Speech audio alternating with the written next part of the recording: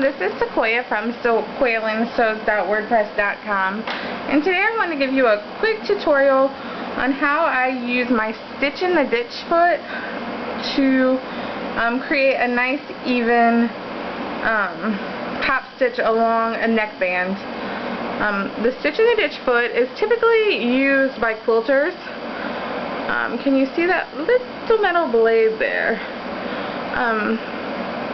We're actually going to line that up in our seam, the seam between the bodice and the neckline of our shirt, just like a quilter would use to line up along a block so they would get nice even stitches that are barely visible in the finished construction. So I'm just going to snap my presser foot in. This presser foot is plastic, as you can see. You can get these in metal as well, depending on your sewing machine. You can also get a walking foot attachment that is the same stitch in the ditch, the same construction with that little blade in the middle. So I've snapped it in place. I'm going to put my presser foot down, and you want the metal blade there in the front to line up right along the seam that you're going to be sewing in. Today I'm working on, this is the Agility tank from 5 out of 4. They're getting ready to, well actually we're in testing now to increase the size range, so now it's going to go up to 5X. So I've got my needle down, and you just want to use a straight stitch. There's only room for a straight stitch with this foot. You cannot zigzag or decorative stitch, because that would kind of defeat the purpose. You wouldn't be right along that seam line. And then you're just going to slowly go along. And as long as you keep the metal blade lined up neatly, your stitches are going to be right on that seam.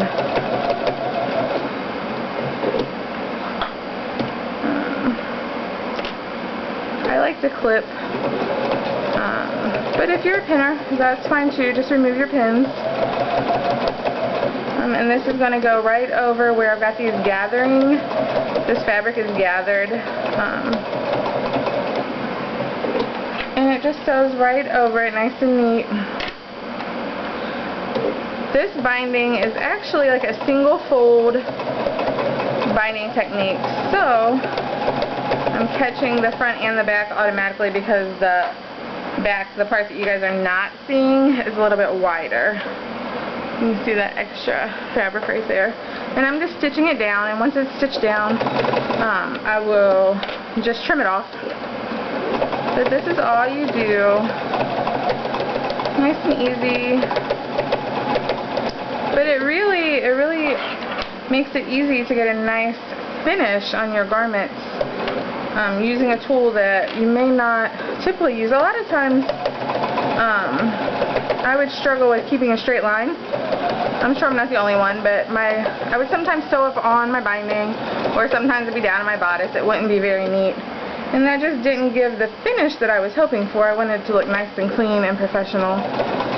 So using my stitch in the ditch foot helps. Another thing that could help you is to lengthen your stitch. My machine automatically sets at a 2.5, but a lot of times I'll turn it up to a 3.0 stitch length when I'm sewing along. I'm not going to do this full shirt because I don't want you guys to get bored, but this is very, very simple, but it's going to make a big difference in your overall finish.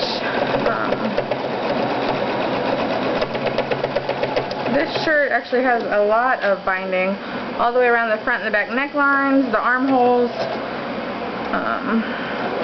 Oh, we're almost to the end, so we're just going to finish. Yep.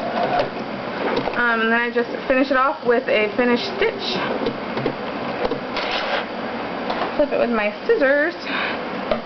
And you can see, let me see, can you see how nice and even that is? I'm hoping you can. It's a nice even stitch. Ooh, that just makes it really dark. But I hope you guys will give that a try and see if it improves your overall top stitching. And there's the back. You can see where I'm going to trim it off. really easy to do. But thanks for taking the time to watch my short video. Feel free to stop by my blog at sequoialynsews.wordpress.com and see what else I'm making. Thanks!